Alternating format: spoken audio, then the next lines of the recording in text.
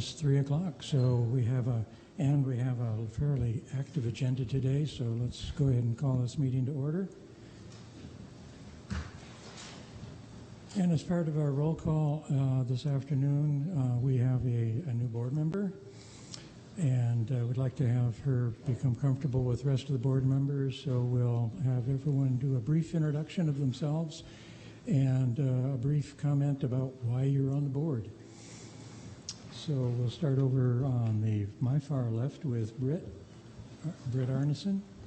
Hi, I'm Britt Arneson. I'm originally from Alaska. I've been in Missoula about 5 years, and I love getting around by my own transportation. I live in Midtown, and I ride my bike and I walk most everywhere, except when I have to haul heavy stuff and or travel long distance. And I'm also a parent of a 12-year-old, and he's been hit by a car on his bike before, and I really believe that bicycle independence and walking is good for children to live full and rich lives, and also that there needs to be options for people. I also think it's really important to help improve air quality in the environment if we can get more people walking and biking and busing and whatnot. So that's kind of my perspective.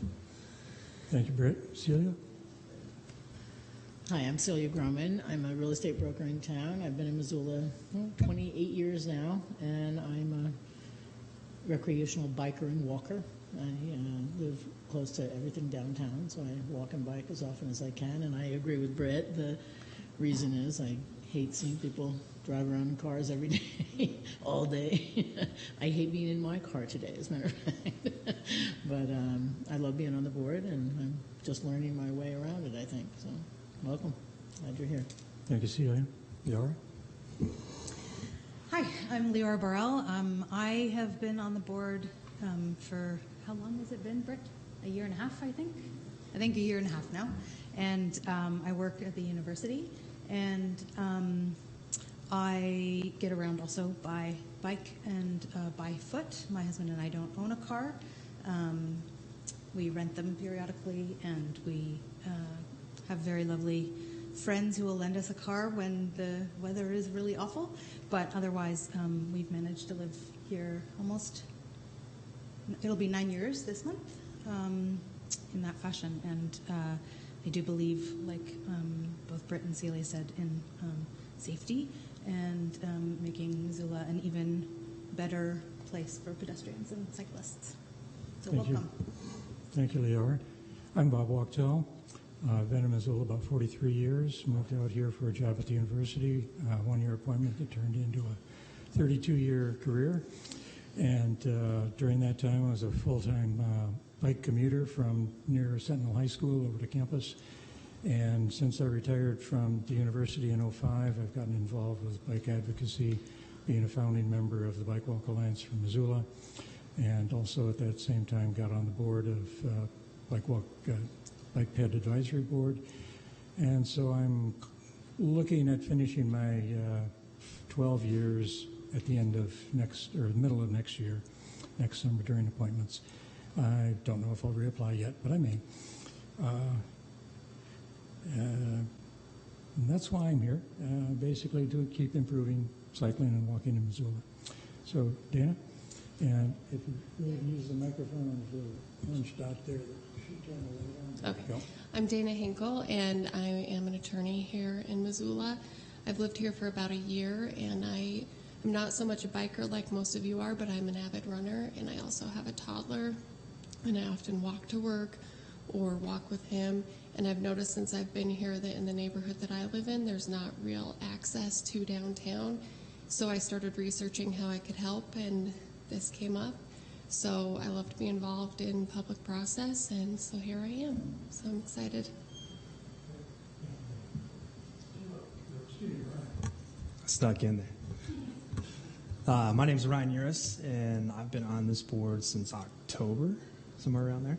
And I love thinking about how we can move people through alternative transportation, biking, walking, busing, carpooling, etc. And like doing that myself as much as I can, and wanted to get into advocating for that. So my day job, I work for Missoula Parks and Recreation, so we're all about promoting healthy lifestyles, and I think an active transportation network is all part of that.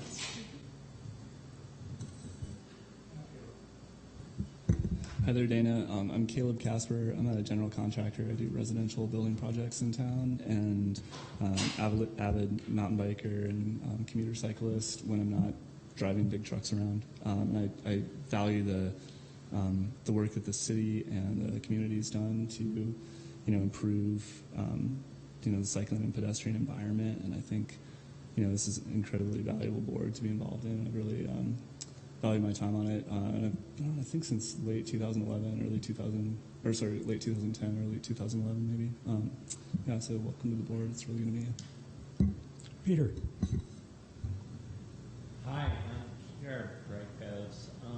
I was the transportation planner out in Seattle for 15 years, and then I came back, grew up here in Missoula, and thought I'd lend my knowledge to bigger city or the city as it is.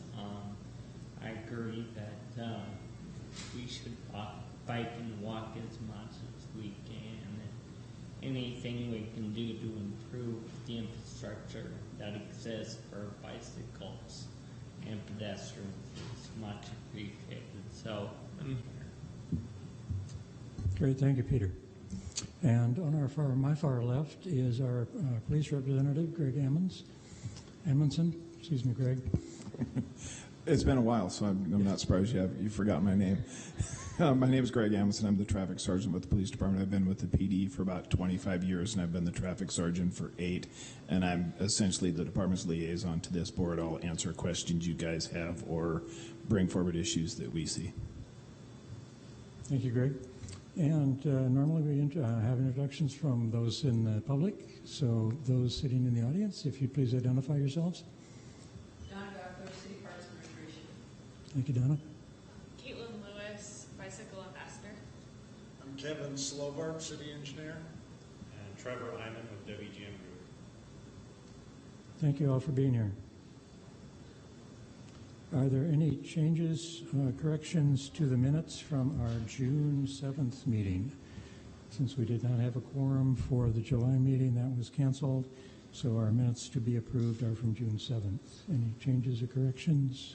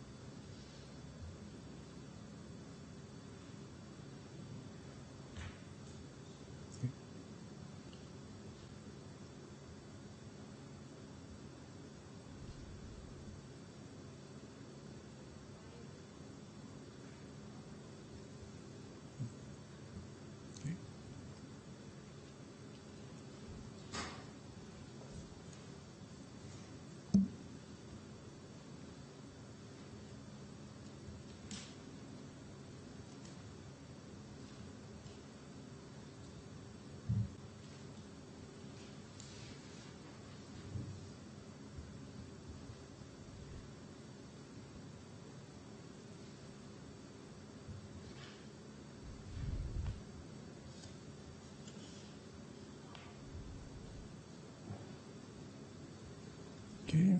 Is it okay, Peter? Yeah. Okay. So I'm seeing no changes or corrections, so we'll accept those as submitted. On the current agenda, I would suggest a couple of sequence changes just to hopefully get everything in and get the more critical items towards the top. So I would suggest moving 8.2, the Linda Vista item, down to 8.5, and then moving 8.3 up to 8.2, the Mary Brooks Agnes discussion. and also then 8.5 up to 8.3.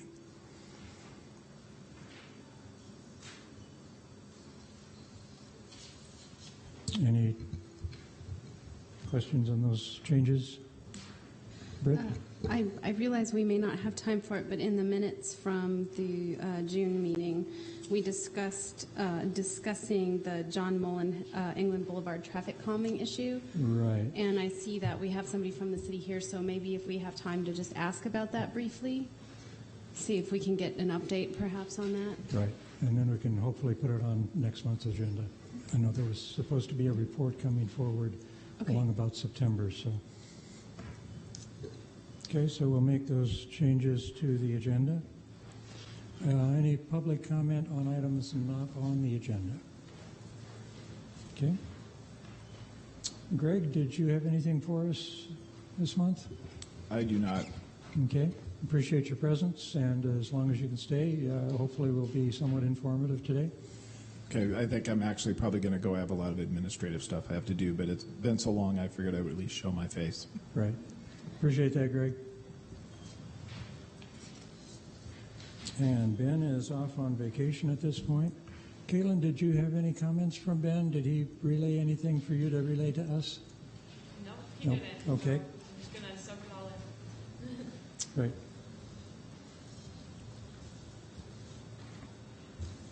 So moving on to old business, item 7.1. This is our LRTP update, and from our Committee of the Whole meeting last week, I understood that they were having a meeting earlier today, so Britt and Peter, I'd ask you to give us a bit of an update on where the LRTP is going. I'll go ahead and go first, and then Peter, you can add to whatever I have to say. We met this morning through the afternoon, and we discussed basically where they've come so far. They gave us a presentation of summarizing everything that we'd done before, which is to review the final results of all the input that had been given. They have 8 transportation goals, things that the transportation system is supposed to achieve. There was an 8th goal that they weren't sure that they wanted to include, and that was whether the transportation system should be designed to promote social equity and health. And that was a yes. Everybody thought that yes, we should have a transportation system that helps promote social equity and community health. So I was pleased to see that result. They had the weighting of the goals, safety and cost efficiency and maintenance of the current system were ranked highest. Bike and ped stuff was not ranked terribly high, but was also incorporated in a lot of the other issues, such as complete streets. It was kind of hard to tease that out because a lot of the roadway projects are complete streets projects. So they might not be in a non-motorized category, but do have non-motorized benefits. So we're trying to tease all that out. And the real meat and bones of this is what scoring criteria that they're going to use to rank the projects. And this is a part where I made sure to make room for us to have some input as a board. They basically have a Google document, and it's got spreadsheets, and so we're able to duplicate a spreadsheet tab, and then we can rank the projects ourselves, how we think they meet the criteria or not. Because there's basically a wiggle room here. There's these 8 goals, and then under each 8 goals is a performance measure or 2 or 3 that are used to give a score to each project based on those goals, weighted. Some goals are worth more than others, and so there's a lot of wiggle room on each individual project of how you score it. But if a project scores low, it's not going to probably get funded. So I see our opportunity there as a group, and maybe we could use a committee of the whole meeting later this month to do this exercise, but to go through some of the projects that mean the most to us, such as the neighborhood greenways or the 5th, 6th, Higgins Street, some of these kinds of things that we talk about a lot, and make sure that we've put our input in collectively on how we think they should be scored, and score them, make sure they're getting full bonus points for all the safety and that. So that's a wonderful spot for us to give input, because staff is going to be scoring and ranking projects, and I'm sure they're going to do a fine job, but we might have more information than they do about some of the particular conditions on the ground. The ranking is whether the project will make it into the document for a funded project.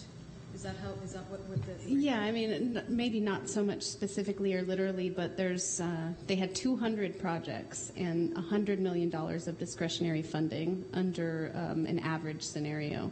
So they're going to pick over the next 30 years, which actually really isn't that much in the grand scheme because they were showing, results of hundreds of millions of dollars that are already pre-committed. The amount that we have to work with is really small.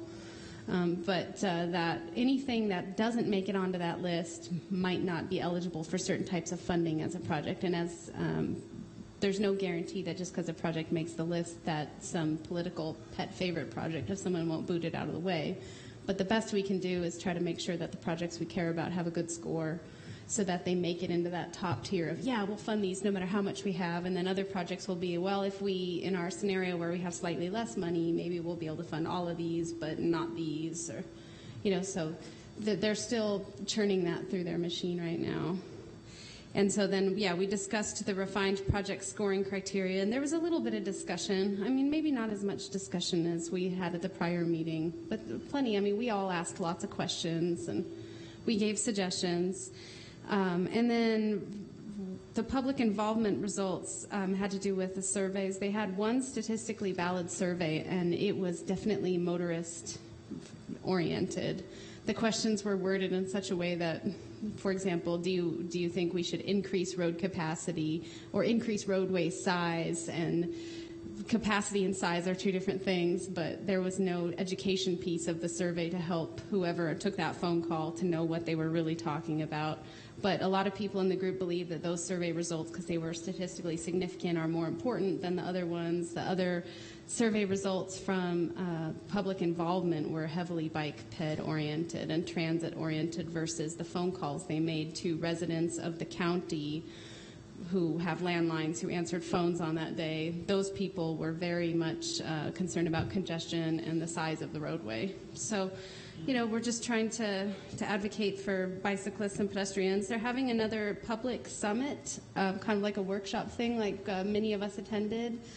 And that will be on September 20th, tentatively. And under that case, they're going to go over the different scenarios of funding and try to make some assessment of a goal for mode split. They're going to try to increase the mode share of non-single occupant vehicles. And then to go over a proposed ranking of the projects or possibly ask for the public's help in ranking the projects. And hopefully all of the projects that we would care about are on that 200 somewhere. And if we see that there's a project that's important to us that's missing, we might want to provide that feedback as well. But I would suggest that at our next committee of the whole meeting that we go over this Excel spreadsheet and maybe pick out our favorite projects that mean the most to us as a board and make sure that we tell our public input of how we believe they should be scored. And do you have anything to add to that, Peter? The only thing I'd add is that September 20th meeting is going to be at the public library downstairs.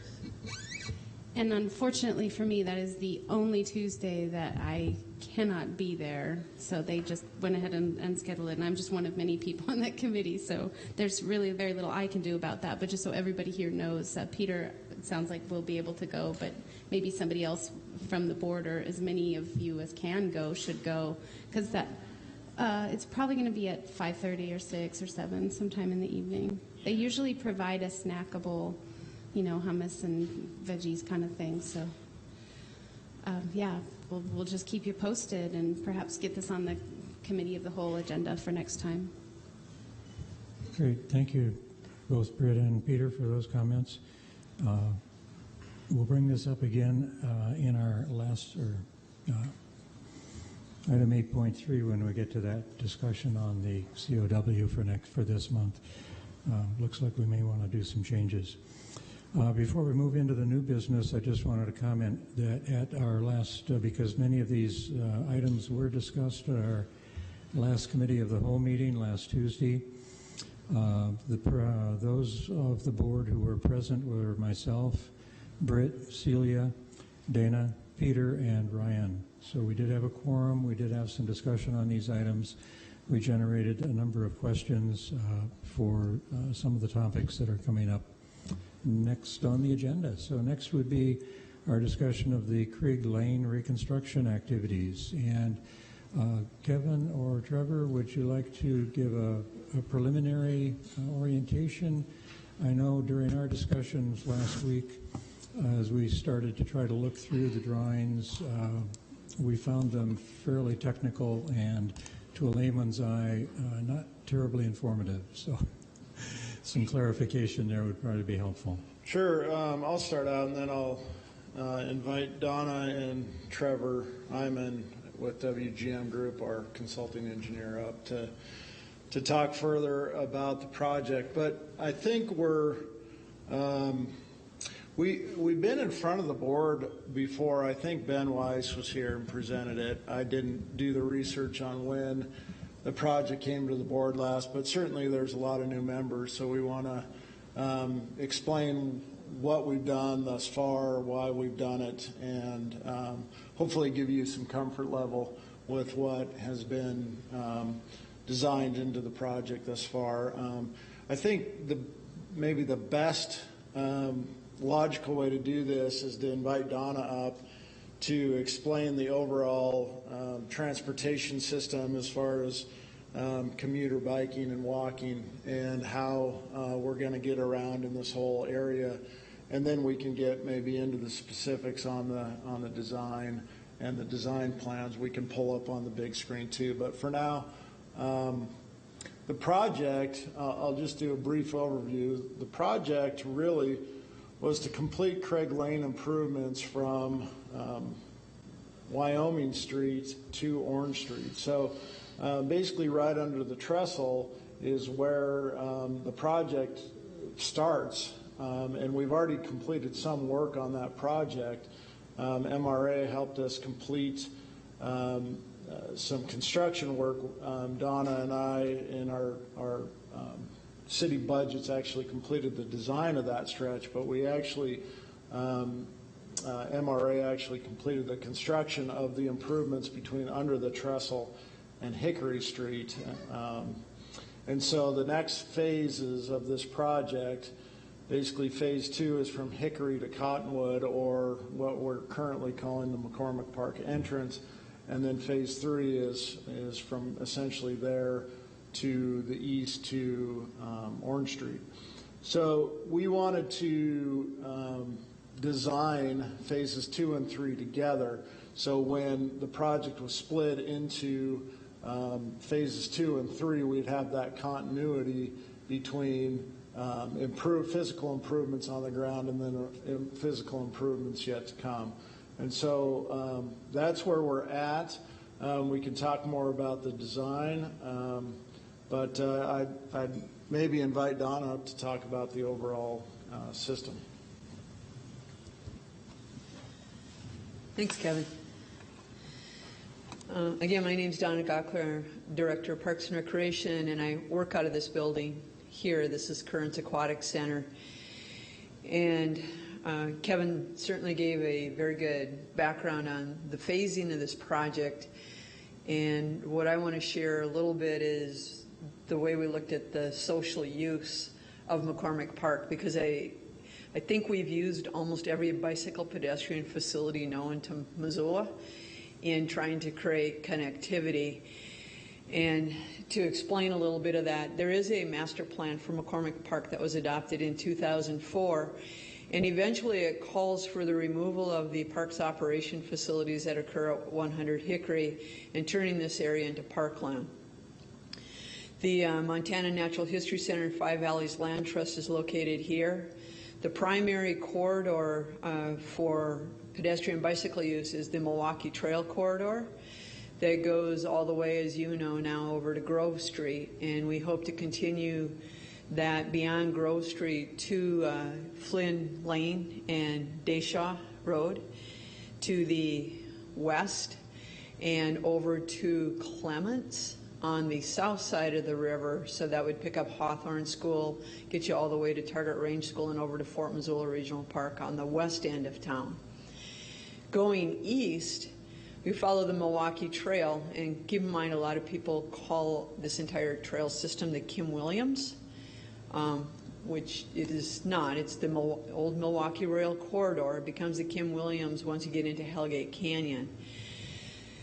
So the Milwaukee corridors are, and the Bitterroot Trail, which is the one that now goes all the way to Hamilton. Those are our two primary corridors. They're the interstate system of the bike ped system within the city of Missoula.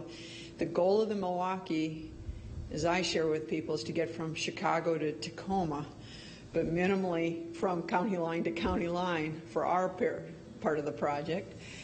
And for the Bitterroot Trail, quite frankly, the goal is underway to go all the way to Darby. And there's a significant effort going north on US Highway 93. And so I often describe that trail as the Yellowstone to Glacier Trail.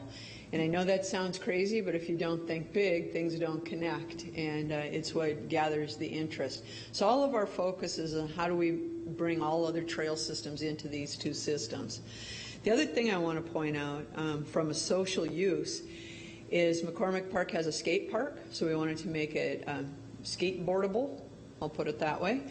There's a lot of natural history, environmental use, and so there was a high interest in keeping certain trails close to the river, cushion or gravel, for a more natural experience. We have the Silver Summit Playground is now located in this area, so high use by individuals with disabilities. Same with Currents Aquatic Center, very high use by individuals with disabilities. We also have a bike rental fleet and a bike program that comes out of this space, and it's a free rent, so loose use of the word rent, and a fully accessible fishing pond here. The other thing I can share about this site is there's a Mountain Line bus stop right here. And we get an immense number of summer camps, after-school programs, and daycares that come to Currents year-round. We fondly refer to them as kids on a rope, who unload either here, come in by the Milwaukee Trail, come down Hickory Street, because there's a number of daycares here, and or come by Bitterroot Branch, because we are also connected to a number of schools by the Bitterroot and the Milwaukee. The last thing I want to point out is this area is in an LMI, low moderate income. It's one of the highest poverty areas of our entire community is in the downtown, including the McCormick Park area. And we have a significant number of people living to the west and the northwest of McCormick Park who are without a vehicle for any number of reasons. So when we looked at connectivity, we thought about 8-year-olds, 80-year-olds, and people in chairs or using walkers, and how do they get in and out of this park. So it's not always as intuitive as a typical complete street with bicycle lanes, separate sidewalks, and street lanes. So I think that probably is enough. I'll have Trevor, or somebody must have the plan, or do I have it? Okay. Is it a PDF? Yes. That one? Yes, that one. Do you want to go back to that?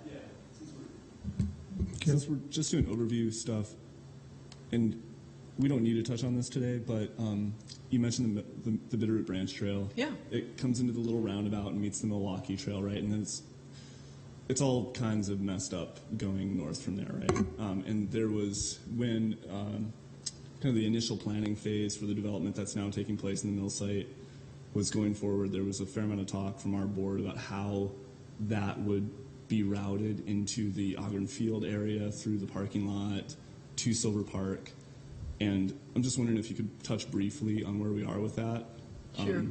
There was some desire among the board and others to, how do I say this, go straight through the intersection across Wyoming. Along the trestle? Or here?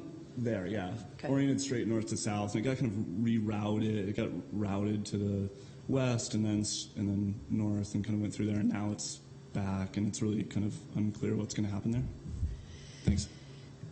We are working on the final alignment, so the Bitterroot-Milwaukee trailhead is in this location, and certainly wayfinding in this whole area is going to become a pretty significant assistance. I'll just put it that way, a benefit or a bonus.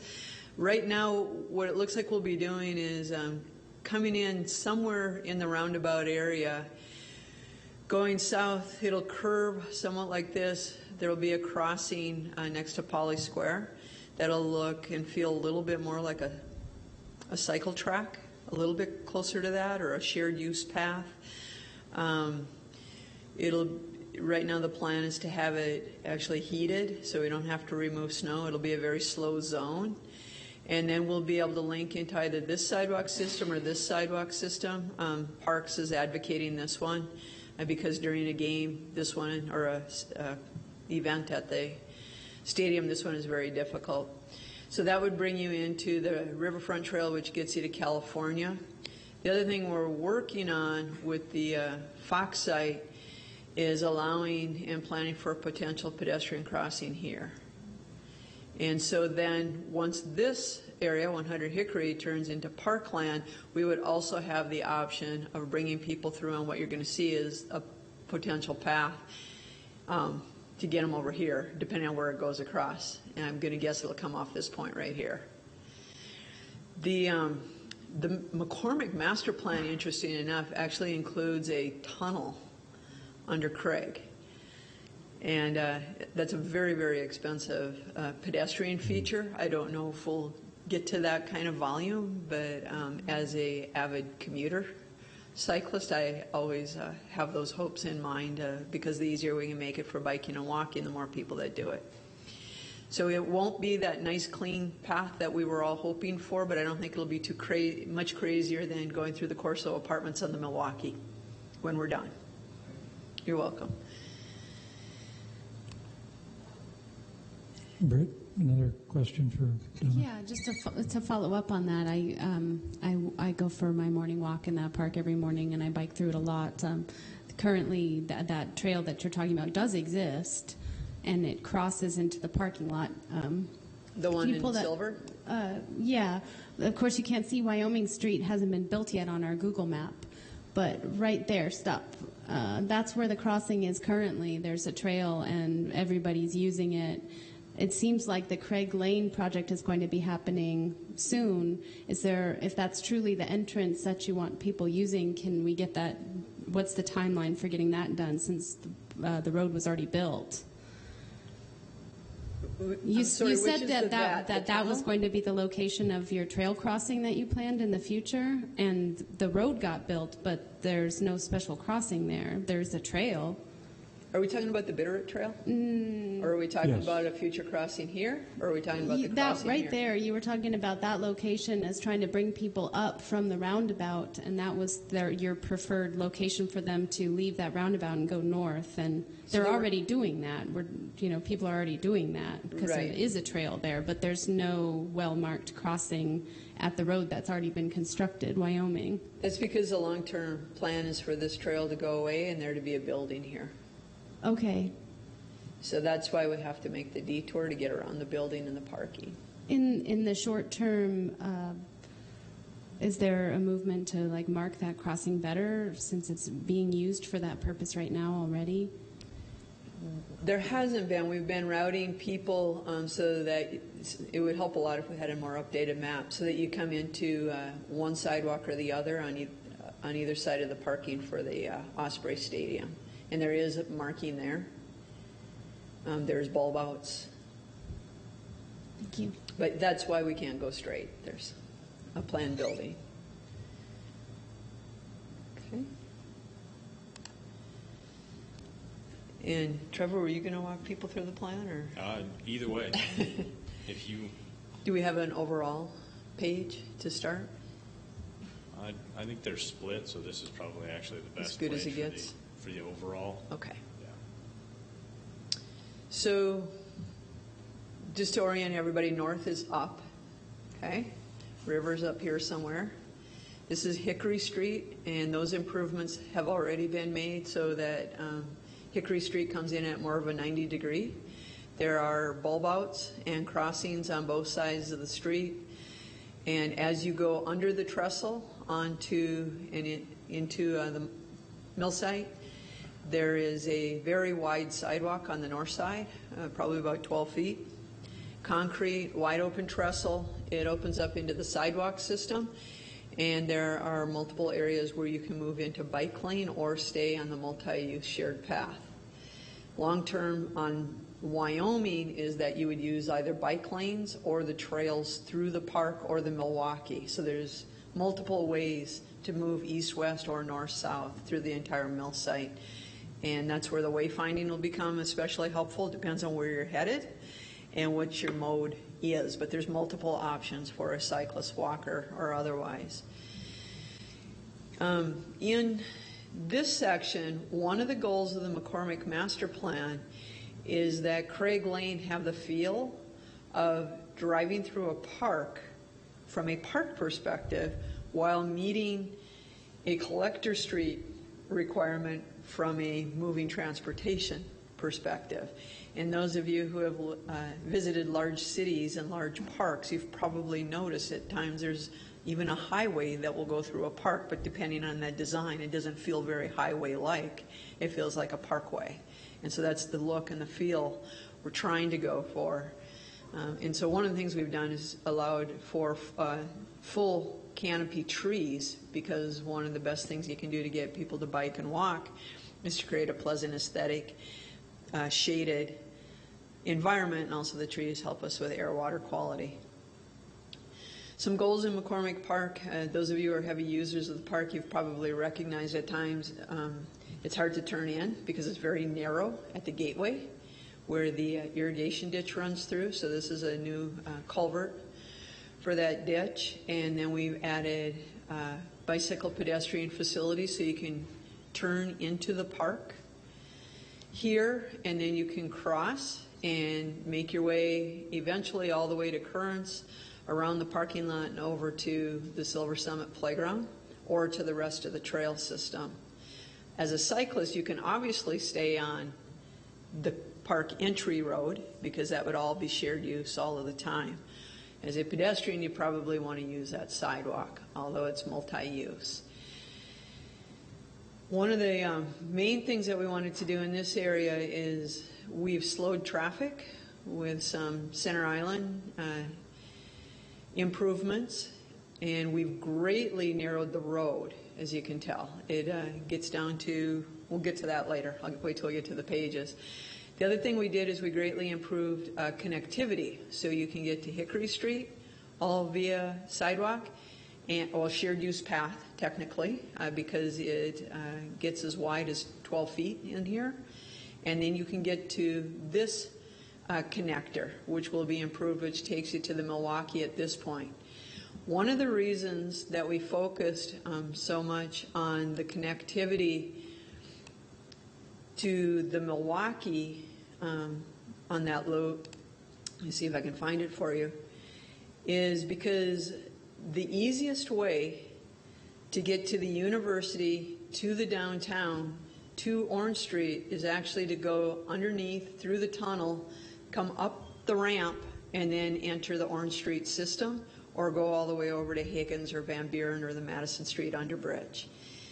This is a very steep hill, pretty easy for people who cycle all the time, not so great for kids. And so our emphasis was on moving traffic back to the Milwaukee system or off the Milwaukee system, and making those connections between all the trail systems, but still allowing cyclists to use road system wherever they felt they wanted to. I'm not sure how much you want to get into lane widths. Safe to say that I think we went with the narrowest application we felt doable for because keep in mind we also get deliveries in McCormick Park, and so we had to allow, and it's also the fire entrance to the river. And so McCormick Park has quite a bit going on between deliveries and school buses and fire trucks. So we went minimum there. While you're on that page, Donna, before you, Yeah. Just to clarify, I think some of the board, I know I was confused until I looked at these very carefully as far as which direction, which side of each typical section was the north side, which was the south side. Okay. So if you or Trevor could clarify that. Trevor I've got could some probably do that annotations quickly. on sections 3 and 4 that I thought were correct, but just to clarify those. So on sections 1 and 2, the left side is to the north.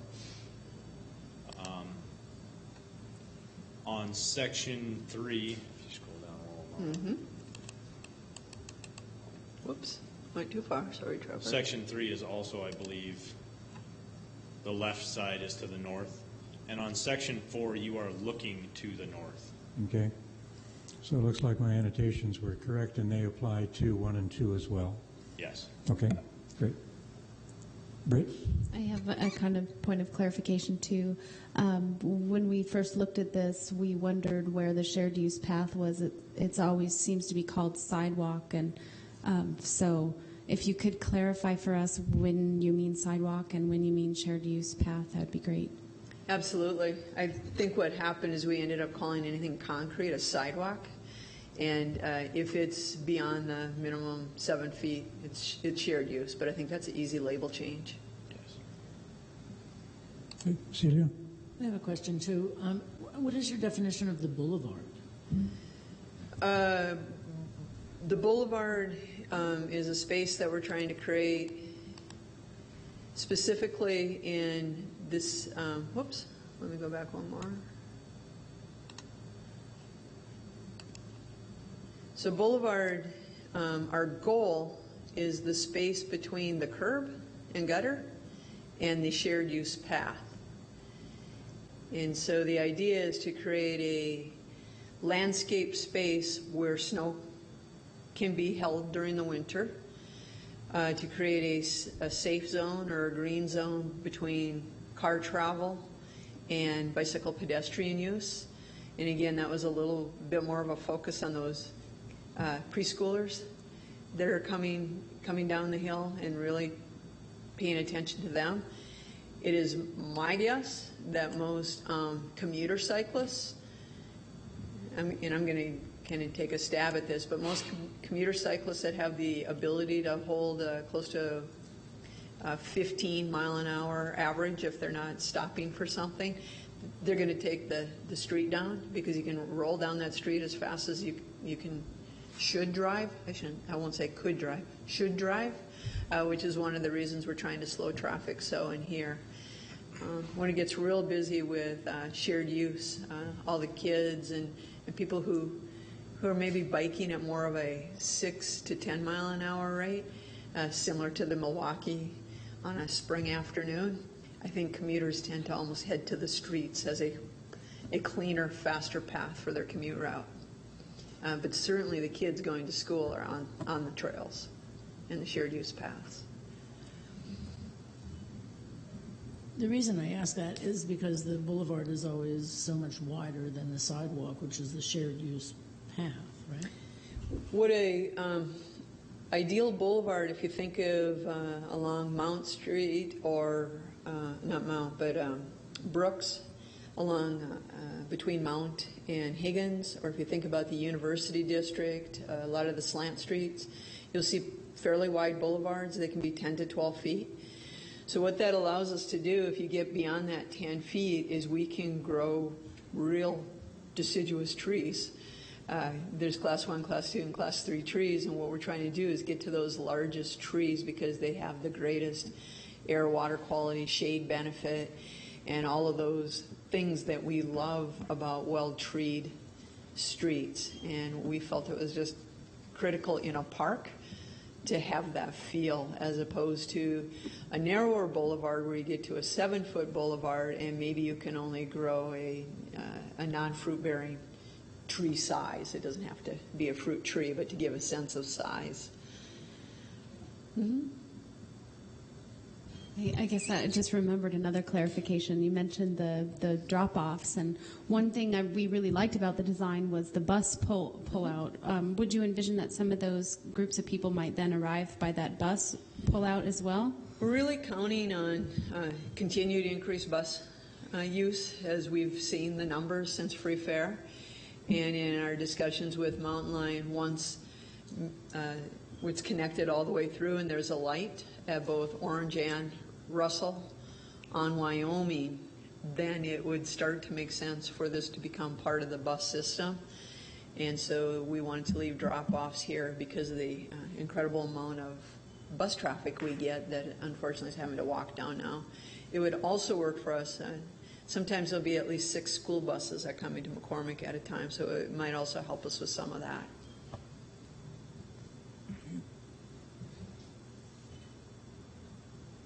Okay. And then did Donna, you or Trevor want to continue with any other background, or shall we move into some more questions about? I think if you have questions, that might be the easiest for us. Okay. I guess my first question would be clarification on the functional classification of Craig Lane in Wyoming. What are they currently, and what are they proposed to be as this moves forward? I'm going to defer that one to Kevin.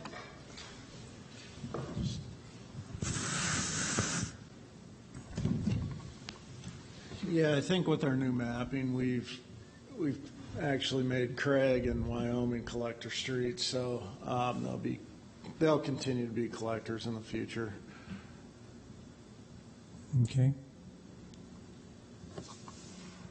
And I wanted to mention on the Mountain Lion question, we sent this 50% design, these 50% design drawings to Mountain Lion for their staff to review and get any comments back to us. We haven't received those yet. Sorry to say there's been a death in the family over at Mountain Lion, so certain folks aren't necessarily always working at this point in time, but we'll get those comments at some point, and if they have any, and incorporate those comments into the design. So I wanted to mention that. Great.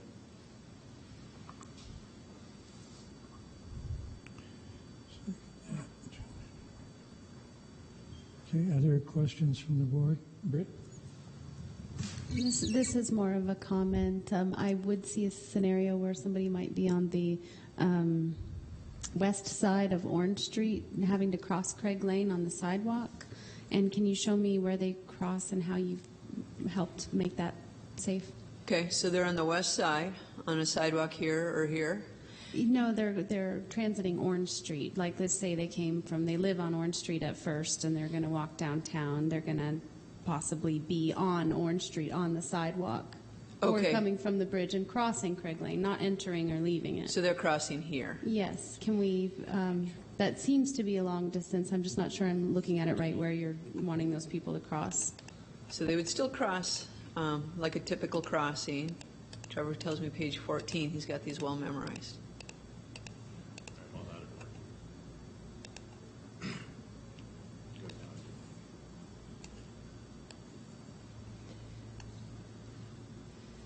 So they are crossing 3 lanes at that point.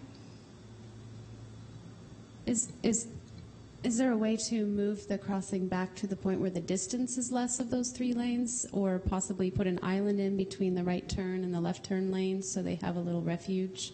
It just seems like a big distance there. It is a bigger distance now than it will be in the future. We're pulling that north curb line in about 8 feet, I think, something along those lines. You can kind of see the dashed lines are the existing curb. Right here, these lines, that's the existing curb line, and this will be the new curb line, so we are reducing the crossing distance from what it is today. Part of this design also addresses the fact that this will have a signal at it someday. As the mill site develops and traffic volumes force the necessity of installing a traffic signal here, that will become part of it. And The ADA ramps will be reconfigured so there would be crossings potentially on Orange Street, definitely on Craig Lane, and they would have walk signals, standard signalized intersection.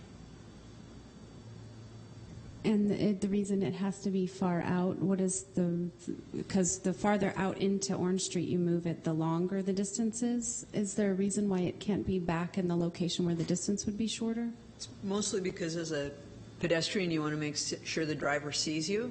And if we push you back, a driver won't pick up the pedestrian on the corner. And then the idea about the island in between or a refuge spot, is there a way to get that in there somehow? There would be, but we would have to widen the crossing again. And so my feeling would be that it would make it that much longer of a crossing and a wider entry, which I'm not sure would enhance safety. I'd rather have it as tight as we can get it, as visible as we can get it. And then, like Trevor said, once all the lights go in, there'll also be walk signals. Okay. And I don't think, well, normally the way I think of islands is it could be more of a two-stage crossing. We want this to be a one-stage crossing. Pedestrian starts on one side and finishes on the other and doesn't stop in the middle waiting for traffic to clear. So I think it's safer if pedestrians just in this particular location just cross all at once. Okay. Ryan, did you have a comment? Question? Yeah, not about this section. Donna, I was wondering the path going into the park, is that the plans here, does that show going to the bridge? And do we have any plans for extending it to the concrete occurrence? Yes. So awesome. Right now, Ryan's question is, as I come down this shared use path, I connect to the Milwaukee, remember it comes in here, or I can be coming from the Bitterroot and coming around this way. What you'll do as a cyclist or a walker is you'll cross on either side of Craig Lane and get into the park. And then we'll make improvements. This is end of project, if you will. Long-term plans are to make additional improvements to McCormick Park. Right now there is a gravel path that continues along the pond and then hooks into the sidewalk system in front of Currents. And then the ultimate goal is to continue the trail, wrap it around. So the trail will continue like this, hit the sidewalk system that's in front of Currents, wrap around this authorized access only so that it takes you right to Silver Summit Playground all on path. We elected to put most of the pedestrian facilities along this corridor in order to keep people, particularly children and individuals using various mobility devices, out of the traffic lanes that are used by softball players. So the expectation is that people would make this motion to get to most of the facilities in the park or to get to the rest of the trail system. Let me add something. And then this connection is still available too, right here. It can travel down. So that's being connected also. If you can see that right here, that's this path at that location. So you can get around the south side of McCormick Park too. While we're looking at that image, the proposed change in the parking from right angle parking in that section within the park, right now it's indicated as being front pull-in parking. Is there any reason that back-end parking, angle parking, was not a potential? We didn't specifically analyze back-end parking. We did look at maintaining the 90-degree parking that was there, and based on the turning movement and the impact of both lanes of traffic with that, we opted to use nose-in parking.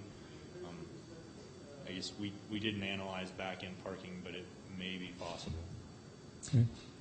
Because back-end parking does tend to be a lot safer for pedestrians and bicyclists and other people leaving their cars and going through, so it'd be great to see that incorporated. Other comments from the board? One more then that I would have is with respect to the question that was asked earlier about the distinction between sidewalks and shared use paths. And what was indicated was if it's greater than 7 feet, and it's probably a shared use path. This is probably a broader question to be looked at across the board. Milwaukee Trail, Bitterroot Trail, those are pretty obviously trails and multi-use paths, but some of these others, such as at the Rucks, that section, it looks like a sidewalk, it acts like a sidewalk, but it is used as a shared use path. And there is the ordinance on the city books, though it's not enforced, that adults are not permitted to ride bikes on sidewalks. So somewhere, somehow, within the city, we need to look at some definition that is clear to all users as to what's a sidewalk and what's a shared use path. I agree. And I think part of what we could do, too, with bollards and wayfinding is note both the walker and the cyclist. Okay. And then the other thing that you'll see in a lot of communities is sometimes the cyclist is crossed out. Yeah. And that would be a good way to use wayfinding, not only directional, but what's allowed on that particular path or sidewalk. Okay. And I'll add that our city attorney has pretty much told me in a number of different conversations and others around City Hall that in order to really restrict bicycle use on sidewalks, you basically have to sign it. And in order to sign it, you'd have to sign it on every single block where you didn't want bicycles on sidewalk, and just we're never going to put up a bunch of signs on sidewalk or symbols on the ground. So I think that for the time being, bicycles, even though per code they're not permitted on sidewalk, there's going to be no enforcement of that code itself, and then we'll work on it. That makes sense to do. I guess from the engineering standpoint for these plans, when you guys look at it and you say it says sidewalk, when we're going to bid these plans, it says sidewalk so that the contractor knows what they're building. They're building a 4-inch sidewalk or an 8-inch sidewalk. We can label it as a shared use path also, but in general, that's why you see sidewalk on these plans. It wasn't specific to say it's only a sidewalk, you only get to use it that way.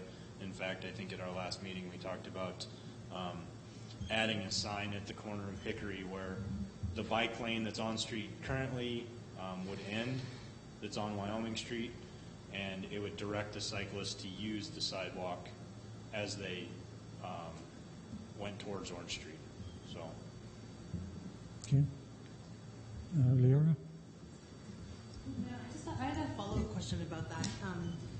One was just to pick up, first of all, thank you very much for coming and talking to us about this, and it's exciting to hear about these plans.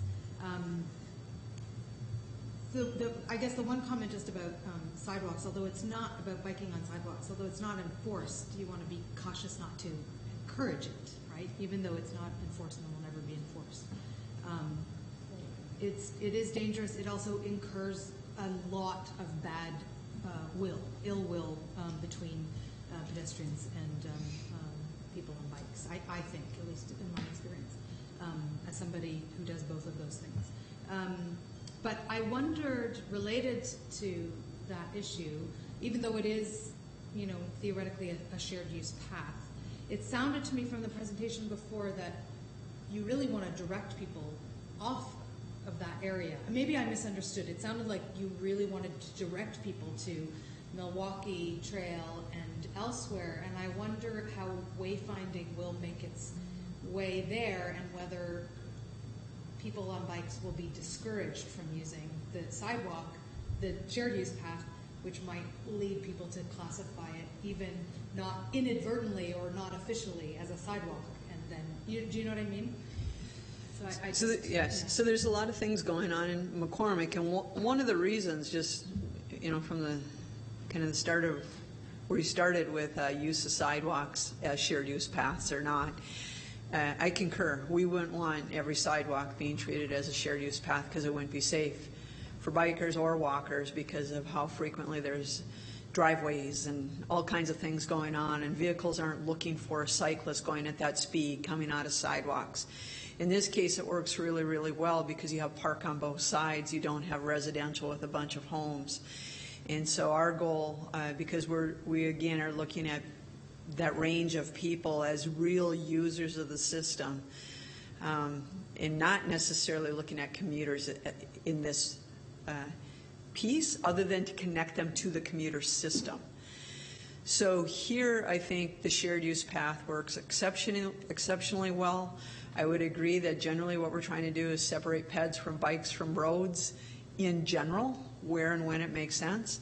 But once you get into a park setting, and because we had the Milwaukee and the Bitterroot as the primary routes so close, we really focused on moving the pass-through traffic, not having them necessarily come into the park, because we expect the user traffic more in the park, and we expect the pass-through traffic to more likely stay on the Milwaukee or the Bitterroot. And so it was more of a consideration of the entire path grid system in this area because there are so many layers of pathways. Okay. Britt, one last question. Yeah, I just wanted to say again, thank you for clarifying about the shared use path, because our initial comment was, well, there's a complete absence of bike facilities on this entire design. So I appreciate that. I guess I just wanted to clarify, how is it that you expect traffic to enter and leave the park to the Bitterroot branch line, like from the roundabout? If you're on the roundabout on a bicycle, what is your intention of how that person would get into the park and then back to the roundabout? So this is the roundabout, and I would eventually have choices. One, if I'm at this point, let's say I'm northbound on the Bitterroot Trail, and I want to get to this facility because the new restaurant is over there. I would have multiple options. In this case, my primary one would either be to come into the Milwaukee Trail, and I could stay on the Milwaukee and come up as a cyclist. Can I clarify? Yep. I'm trying to access Currents. Oh, I'm to like get an to Currents. 8-year-old that lives on South First Street West or something, and I So just fine. got on the Bitterroot Branch Line Trail, and I'm trying to get to Currents with my Thank you. buddies. How am I going to get there? If I'm an 8-year-old, I would follow the path that I believe will end up like this, cross Wyoming, and ride in like this.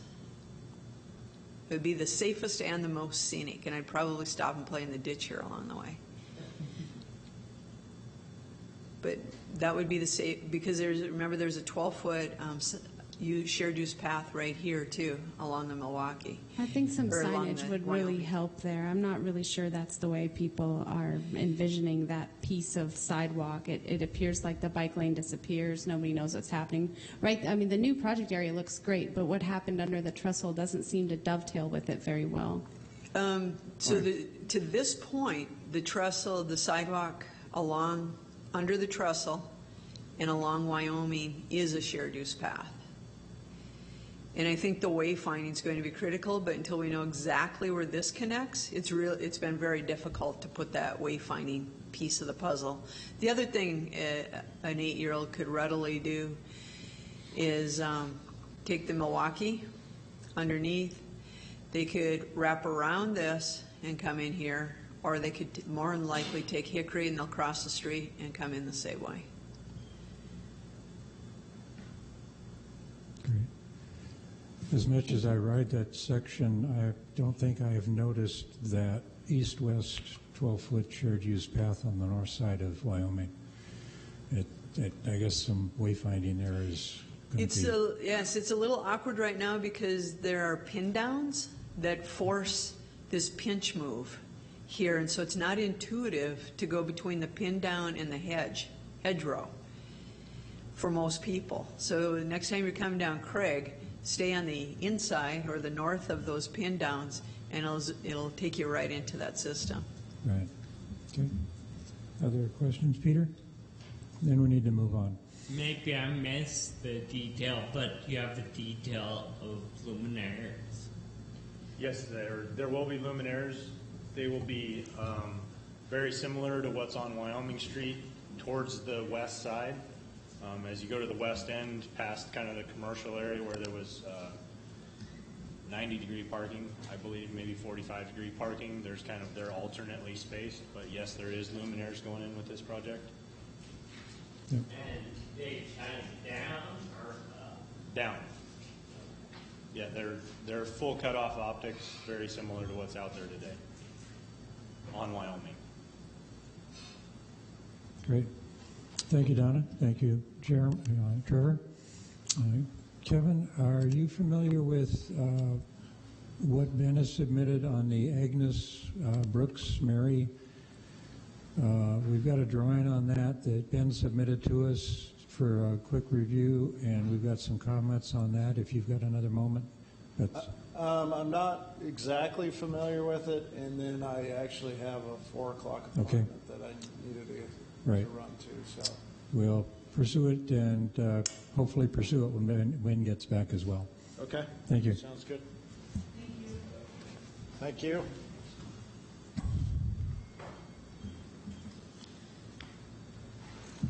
Okay, so Mary Brooks Agnes is next on our agenda, rearranged. And looks like I need to go over and drive the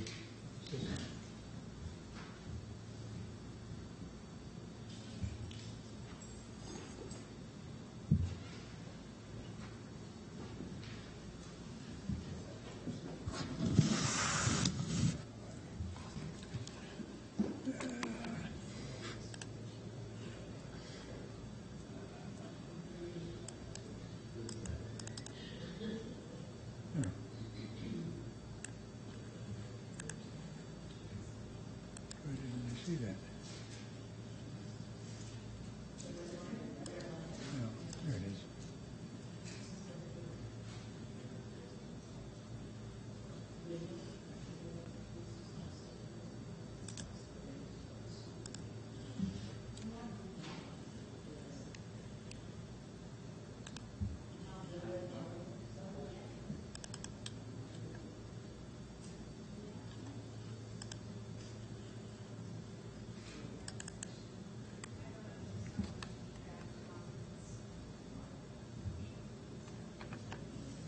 Again, we began this discussion last week in the Committee of the Whole meeting, looking at this section of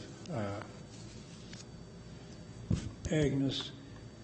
Apparently there have been a number of different considerations given to this intersection as it's going to be redesigned with the redesign of the Southgate Mall and Mary Street coming across in that area. What has been proposed at this point as one of the possible solutions is to have a two-way bike lane on the south side of Agnes that bicyclists would utilize to use this crosswalk to come into the shared use path that's being constructed on the south side of Mary Street as it goes over to the railroad tracks. We had a number of issues raised during the Committee of the Whole meeting. One of those was simply that a one-block section of a two-way bike lane on Agnes is rather counterintuitive for most bicyclists, for most travelers going along there, that if there is room and we can get bike lanes, we should really have bike lanes, normal, consistent, rather than contraflow bike lanes. We would have regular with the flow bike lanes that flow with the flow of the traffic. And youth and others who are not so confident, if they're in this bike lane on Agnes, to get to Mary, they would then get up on the sidewalk, use this crosswalk to cross to the south side of Agnes, and then cross into the shared use path on Mary to continue on over to into the mall or across the railroad to get into their neighborhood. Coming back eastbound, It's just a straightforward drop into the bike lane, or they could, as children, they could stay on the sidewalk, and that would be true on either side of the sidewalk, that they could do that on.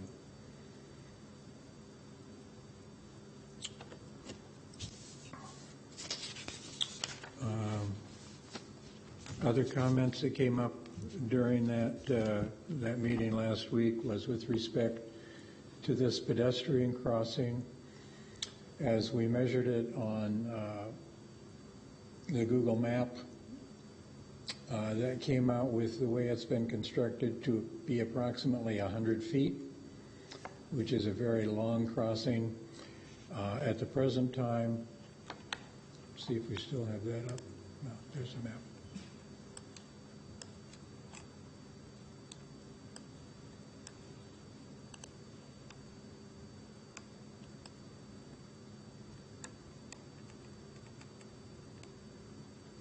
If we look at Agnes as it is currently, there is an island in the middle, and really, I guess, and while this intersection is going to be with a traffic light control signal, with the through traffic going into the mall about like that, maintaining that island and foregoing the potential left turn lane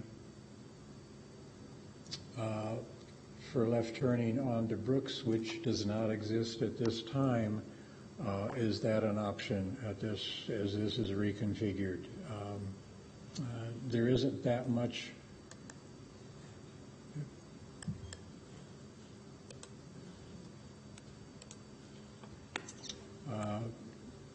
This is somewhat of a commercial area in the first block. The next block becomes a little more residential.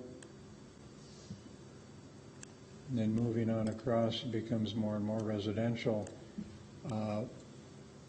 Somehow, if these residents in this area have been using Agnes to get out to Brooks, at this point, they're obviously only doing a right out to do that. And there is no left in off of Brooks either at this point, so that's a bit of an issue. So that's something to consider, or any further comments that we might have on this area. So further discussion on this for today. Any other comments, Leora? Can you clarify what the red line then is supposed to indicate? I don't know exactly what that red line is supposed to indicate at this point. Ben did provide a cross-sectional view, but that doesn't really clarify what that red line would be either. Okay. Didn't we think that it was kind of the route that they were suggesting, I guess, bikers would take from coming off that shared use path and getting onto Agnes, moving eastbound? I thought that's what we talked about. Okay. It was just a guess, though. And we didn't know if that blue was potentially some sort of bicycle box, or... That's kind of what that looks like. Right. Is that would become a bike box there for staging. That becomes a little confusing for pedestrians also, that then might be crossing. So cyclists and pedestrians all trying to cross within that crosswalk. Britt?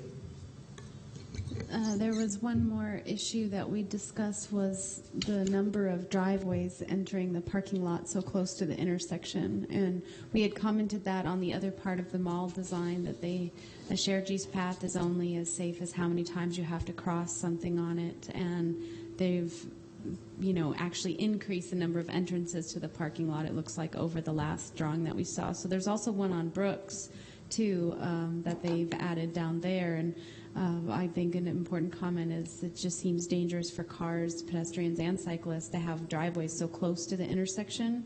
And certainly we want to try to minimize the number of driveways on that cross the shared use path on the south side.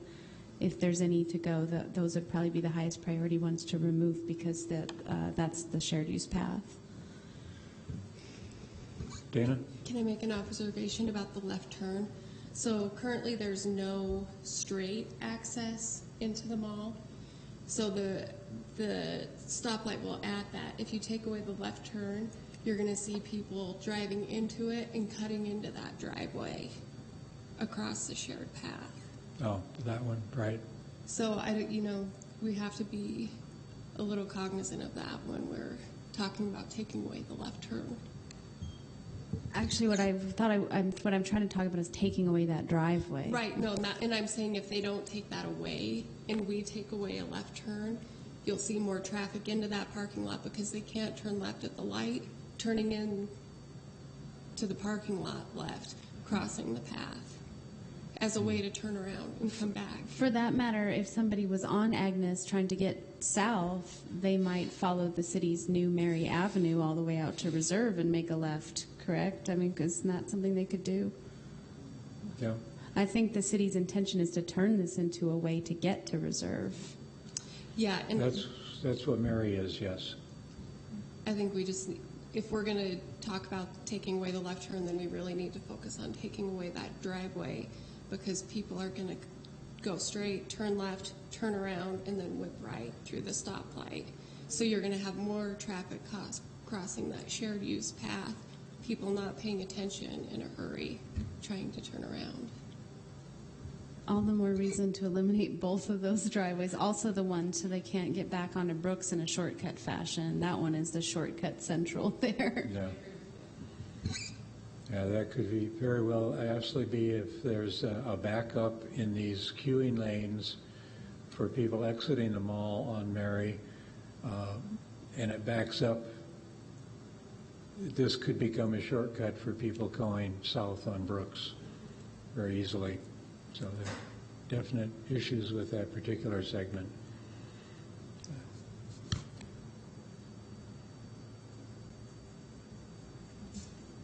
I also just want to, I wasn't at the last COW, but I want to just echo what it seems to me you guys have said, that having a tiny section of bike lanes going in either direction is, I can't see how that will help. And in fact, it could actually cause, I think, a lot more problems than. And can you remind me, is the shared use path on Mary is only going to be on the south side? South side, yes. And the north side will just be a sidewalk? Right. Right. So the north side will be a 7-foot, hopefully, a 7-foot sidewalk. And the shared use, I think that was projected to be a 10. Hopefully it would be wider than that, but I think what they're looking at is a 10. And I don't know that we've seen any official drawings of that. I was going to bring that along, but I didn't get it onto my flash drive. The first drawing we had for that that showed the route through the mall completely with the various crossings and roundabouts. Right. But so we can continue to pursue this. I don't know what the timeline is on this Agnes Mary Brooks intersection is at this point. My suspicion is it's fairly close, but maybe not until next year. So we should get our comments formalized and in on that fairly soon.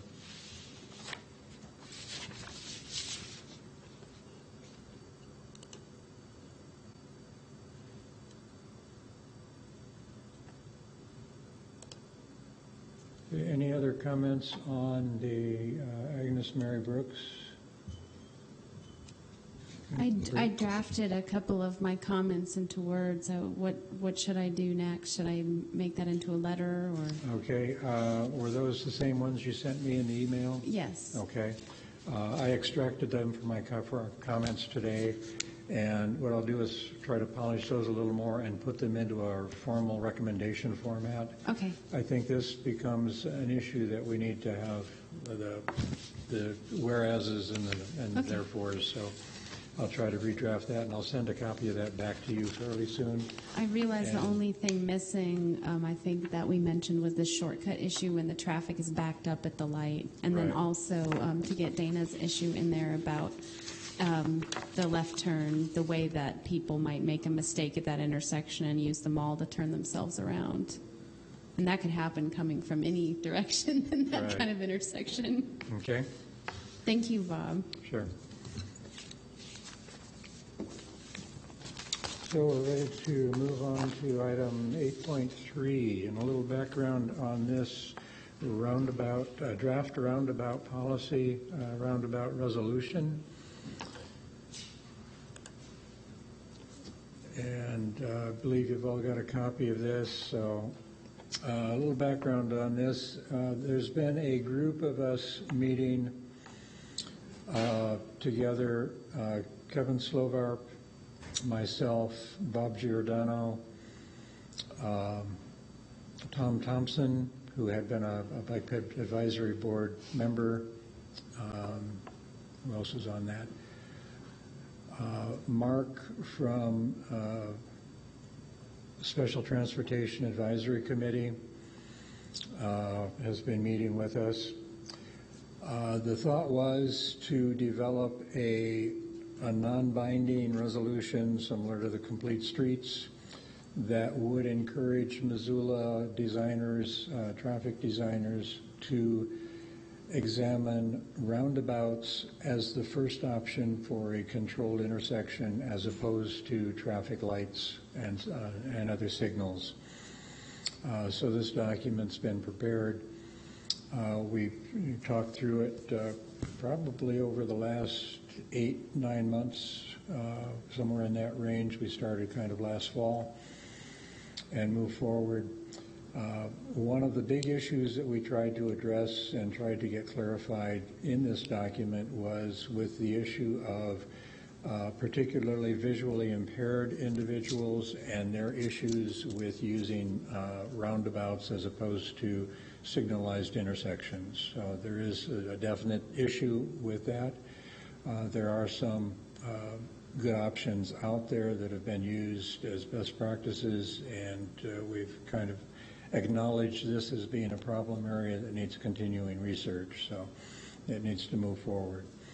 So at this point, what this group of individuals, both public and city staff, are looking for is for the Bike Ped Board. You're one of the first bodies to take a look at this, to give further comments back to this roundabout committee, to either make changes or if you want to give your wholehearted support or conditional support to this document as it stands.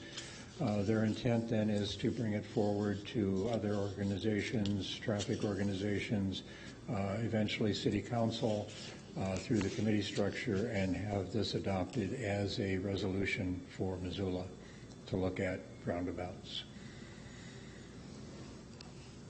So I don't know that we need to do a line-by-line read-through verbally. It's all here. If anyone has comments, Leora? I like this. I think it's great. I have a question, but I would suggest adding, well, if you saw fit, the in the the third. I guess it would be the third whereas. You might add to that, or whether it would be a separate whereas, that increase in crashes and conflict, et cetera, can actually reduce the number of pedestrians and people on bikes, if because they perceive intersections as quite dangerous. So it's just it sort of relates to the idea of these non-monetary factors, but also an overall, it could see, an overall reduction in the number of bicyclists. So I don't know. I don't know whether that has a place here. It didn't seem like there was a whereas that kind of addressed that, the idea that increase in safety can also increase the number of people who choose to use pedestrians, who choose to walk or bike. So either you could put it as, that intersections are problematic and reduce the number of people on bikes or pedestrians, or you could put it as, whereas the increase in safety will also increase the number of people.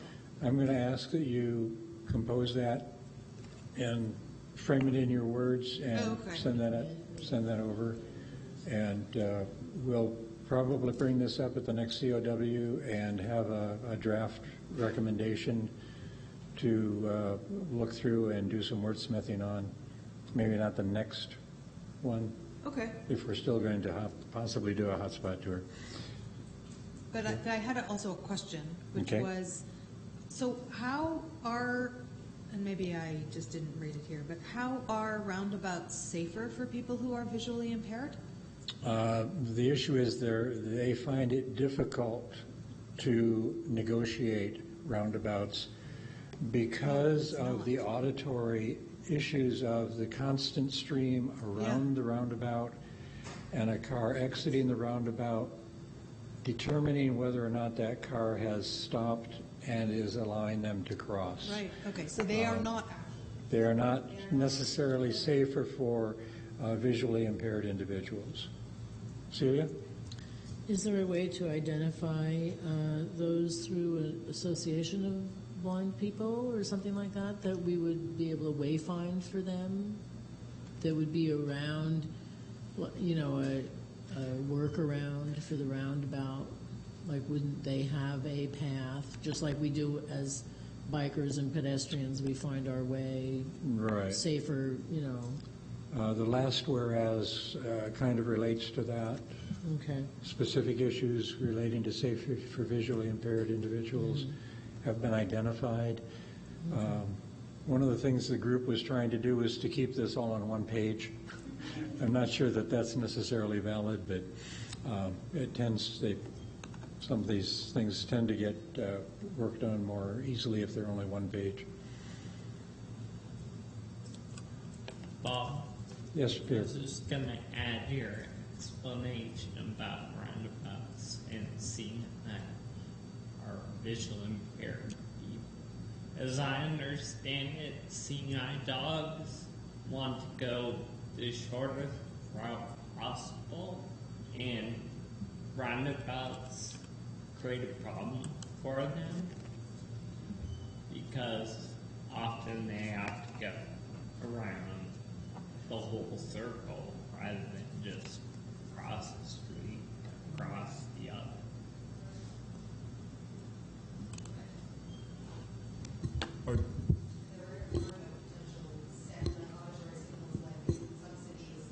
Some cities have intersections.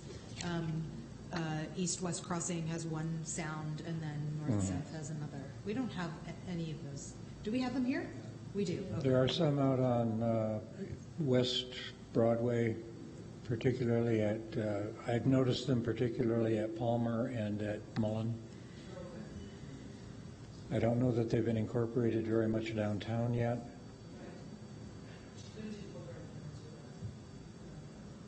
Caleb, did you have a... This is so American of us to try to reinvent the wheel. I'll bet the Europeans have this figured out, right? I mean, so I'm just wondering, they must have some kind of process to help with visually impaired people because they're so common over there. I'm just curious. Right.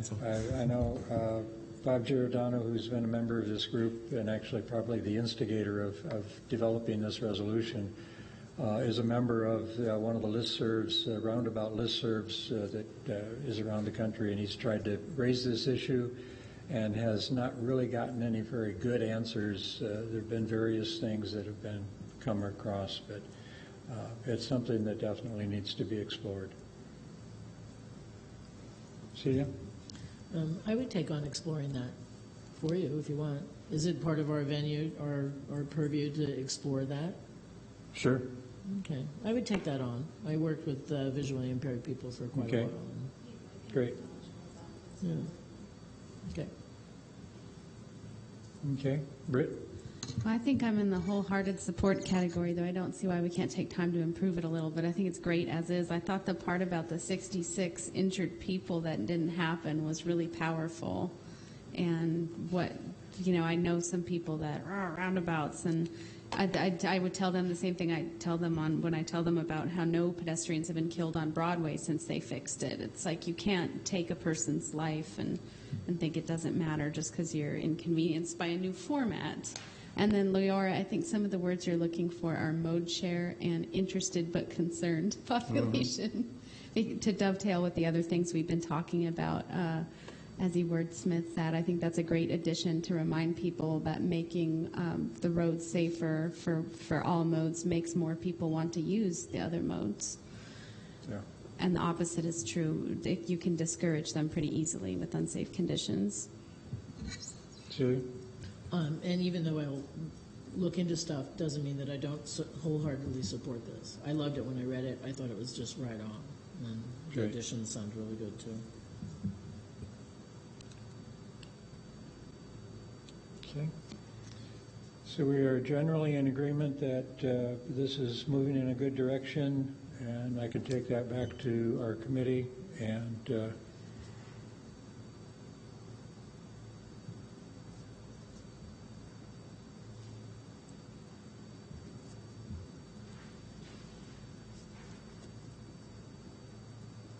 okay.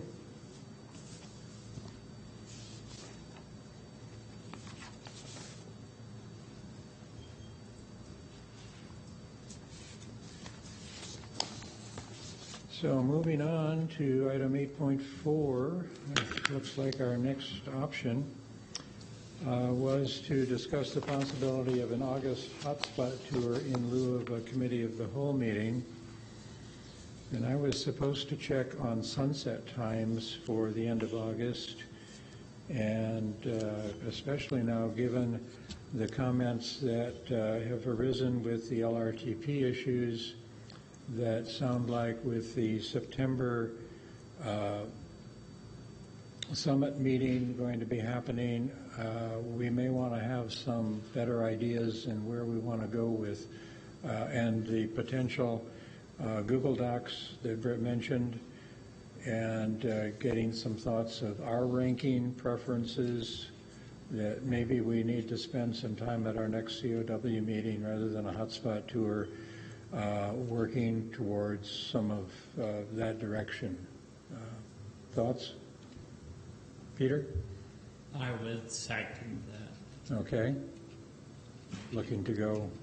We could move. We could have there are still other months left before the weather changes that we could potentially do one in September. I mean, if we did one this year already, but right. Still. We can always schedule a special meeting as well. I know that becomes a challenge for schedules and how we move things forward, but we could do a special meeting at some point to do the hotspot tour early September or even earlier in August between now and our regular committee of the whole meeting. Brian? Bob, I just look quick. End of August, we'd have sunset about 8:30. Early September 8, and then late September it goes to about 7:30. I would be in favor of doing that. The other thing that I neglected to mention is they needed that comment on the Google Doc back by the end of the month. So Right. the committee of the whole meeting would be the only place for us to make that comment. Right. And I personally would be able to, I don't know if everybody could do a hotspot tour in the afternoon on a Tuesday rather than the evening. If we tried to do it in September or October, that might be something to think about. Okay.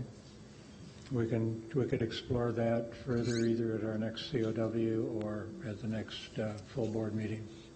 Philip?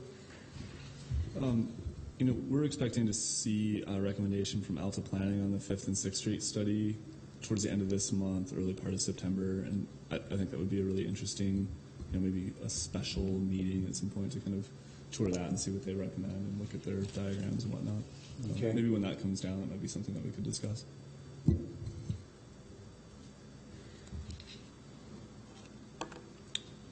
So at this point, we'll put on hold a hotspot tour. General agreement on that? Or some other options for a hotspot tour?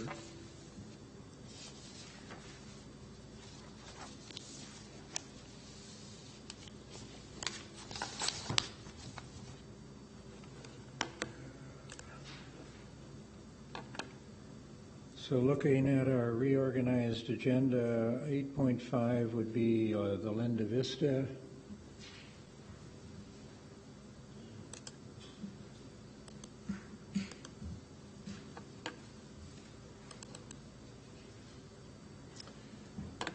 We had this input from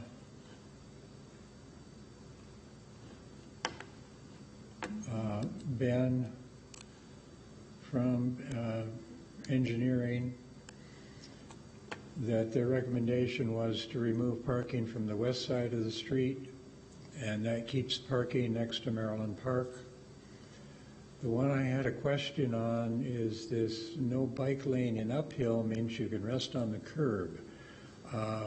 That seems to imply that they're not intending to put bike lanes on there at all. And to get a better idea of where we're talking about for those who are have not been involved with this discussion so far.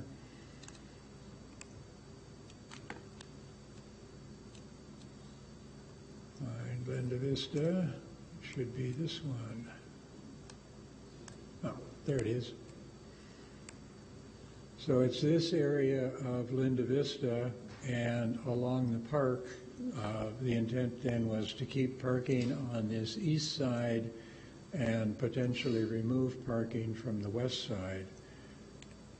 I was hoping I hadn't realized when I started this agenda that Ben was not going to be here, and that we don't have other staff persons from engineering to discuss this.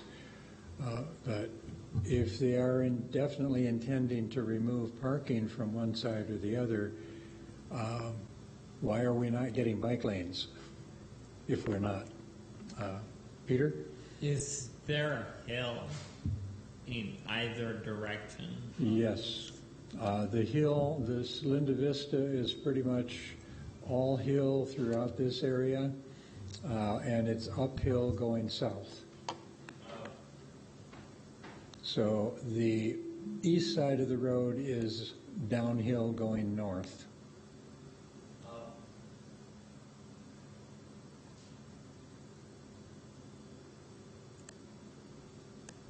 Without being able to clarify, could we submit just a recommendation? We support removing parking on the west side, and we desire there to be a bike lane there since it's uphill direction, and just recommend that. If that's our recommendation, I can go ahead and draft that. So moved. And submit that as such. What were some of the other comments? Can you go back to your document there? Sure.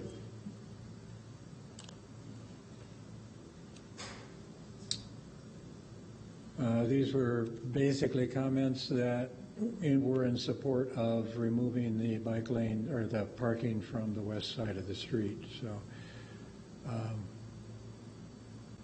it does provide greater visibility for vehicles exiting driveways.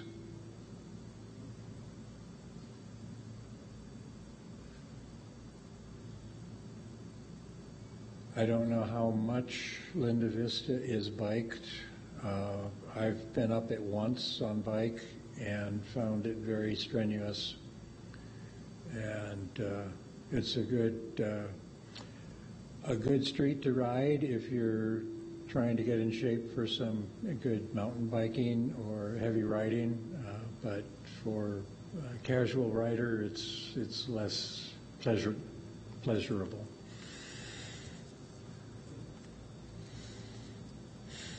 I didn't quite have to walk, but I was going very slow.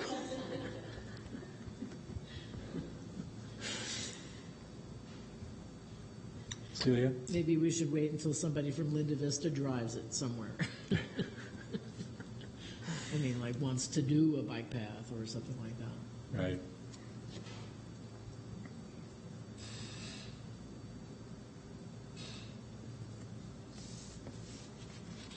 Okay.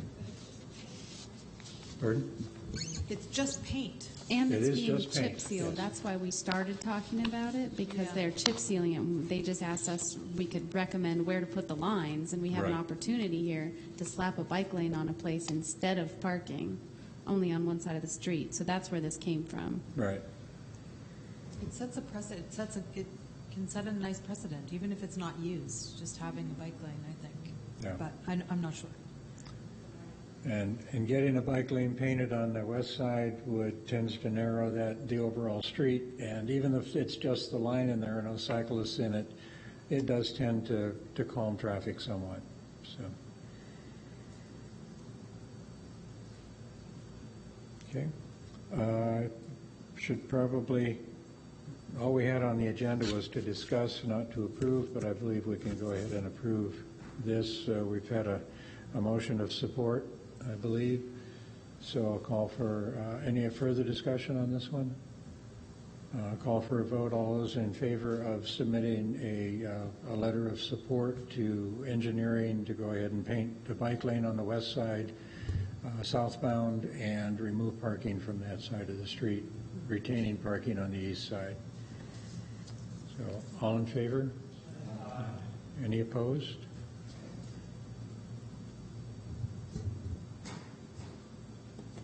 Okay.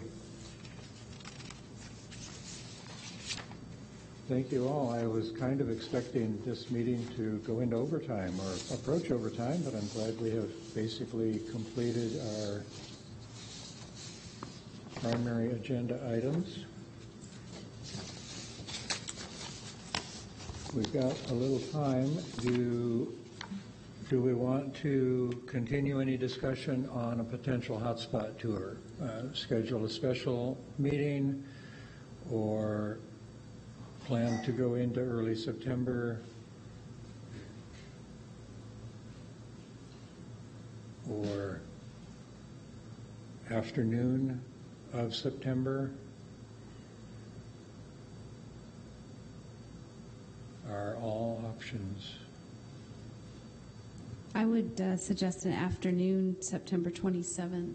We have a committee of the whole meeting scheduled, unless another urgent topic comes up and bumps it. But I would make that suggestion. But earlier in the day, 5 perhaps. Right. How does that work for other people's schedules? We've normally got our normal meetings are 3 o'clock till 5. We could do a 3 o'clock start time. I suggested 5, but 3 would be safer. I mean, we would have no rush hour traffic if we did it at 3. I'd be Right. fine to do it at 3. Ryan? I'll be out of town regardless. So. Okay.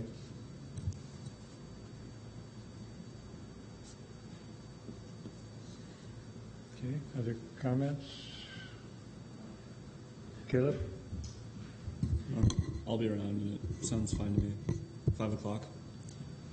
I think it's good to know what's going on with traffic if we're going to be biking around. I don't know.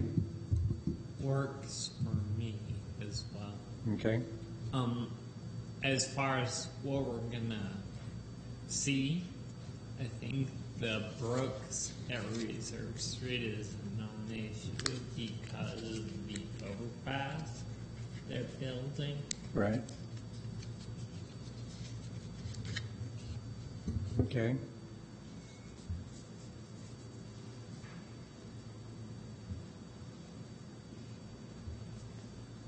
Leora, how does that work for your teaching schedule? Clarify, is it the date of our normal COW meeting in September, but we would be just a little bit earlier? Is that right? Like at around 5? Am I understanding? Yeah, that's fine for me. Okay.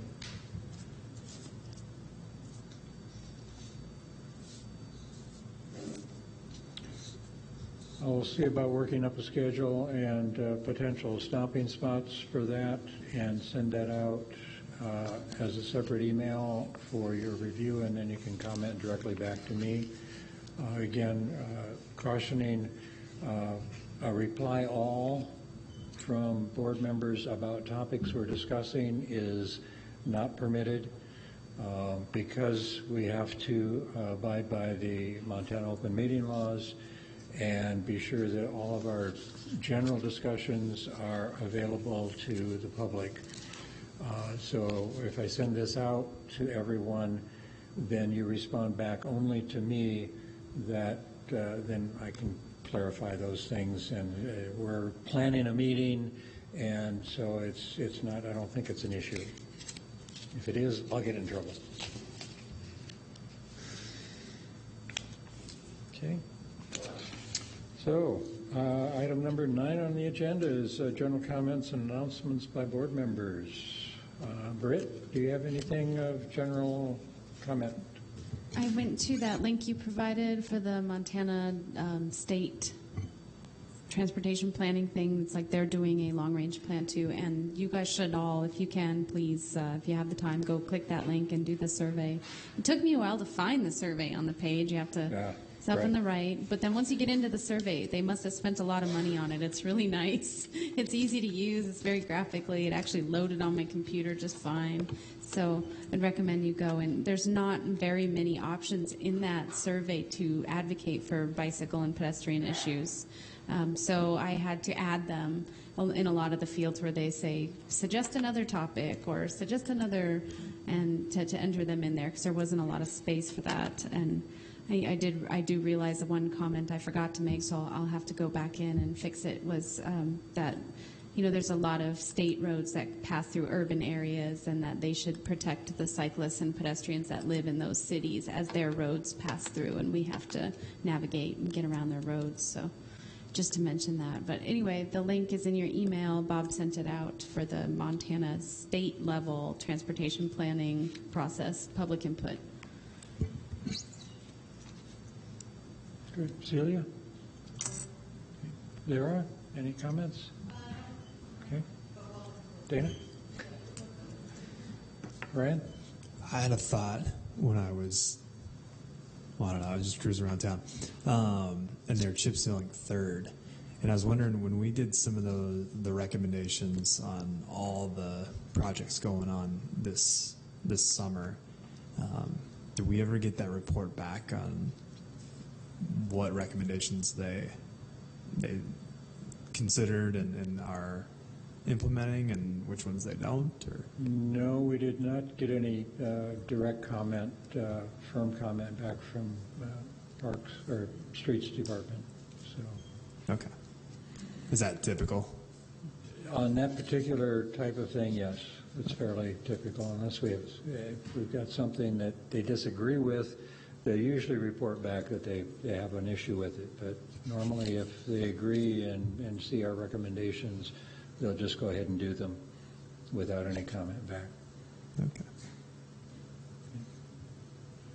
Caleb?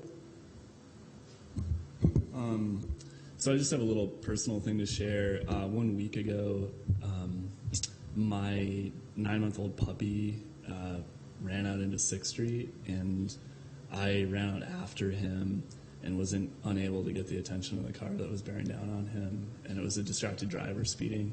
And he was hit really hard, and I thought he was dead, but he's alive.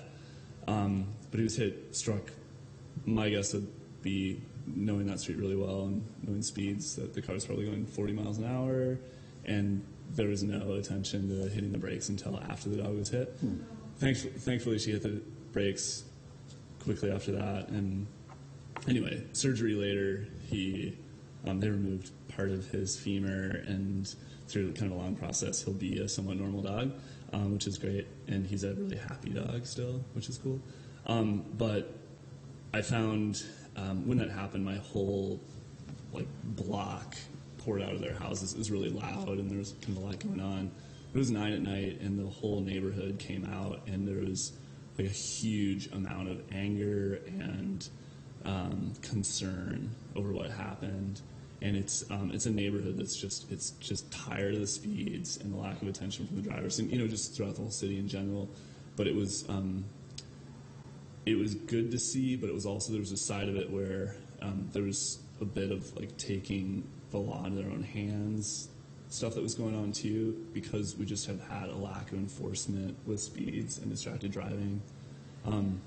The police department was really receptive and followed up well. I thought, the traffic sergeant reached out, as well as the quality of life officer. So that was good. And they promised that they're going to be putting some more attention to that street in particular.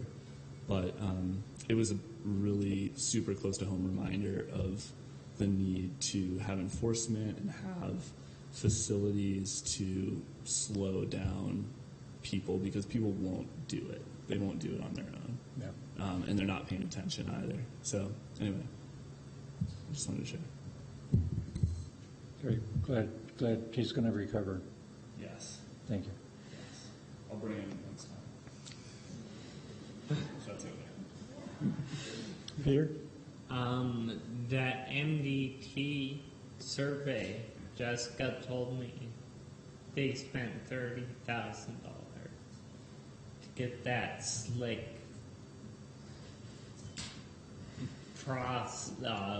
computer model up and running, and she said we couldn't afford that. That's all. Great. I'll just make a brief comment. Middle of July, Ryan Uros was very strongly involved with the Montana Bike Celebration, which I participated in, and I'd like to congratulate Parks and Rec on the work they did for that, and of course Adventure Cycling was well involved. It was a great weekend for all that participated, so thank you, Ryan. Thanks, Bob. You're welcome. That was a really, really neat event to be a part of. It was all the partners involved, like you said, Adventure Cycling, and Parks and Recreation, the county, and just everybody. Everyone. Travelers Rest was great, and everybody up and down the Bitterroot destination, Missoula. It was cool, and I guess they ended up having about 1,200 riders on that Bitterroot Trail. They counted about 1,200 that were at the ribbon cutting in Lolo, and all came down into Missoula. And unfortunately, I was at Silver Park getting stuff together. I didn't see the bicycling happening, but I heard it was just phenomenal to see. So, right. So there was a lot of kudos throughout the weekend too to folks like yourself and the organizations you're involved with too, Bob. So, everybody that worked on getting that Missoula to Lolo Trail together and writing the grants and working on it for years and years. So I think there were a lot of reminiscing, a lot of cool things going on that weekend. And then Sunday Streets and the Bike-a-Palooza the next day. I actually participated in that because I didn't get to ride on Saturday, and that was a blast. So all you guys in Missoula in Motion and down in the bike pit office, they did a fantastic job putting that together. And I heard it was some of the best attendance at Sunday Streets, and it certainly looked like it when I was there too. So many cool bicycling events and pedestrian events happening. Yep. Something to be proud of, I think. Great. So our upcoming meetings are next full board meeting, 3 o'clock on Tuesday, September 6th. Committee of the whole meeting on Tuesday, August 30th at 6:30. We'll hold that at the same 6:30 time. And we'll be meeting again in the Jack Reedy room right next door. We are adjourned. Thank you all.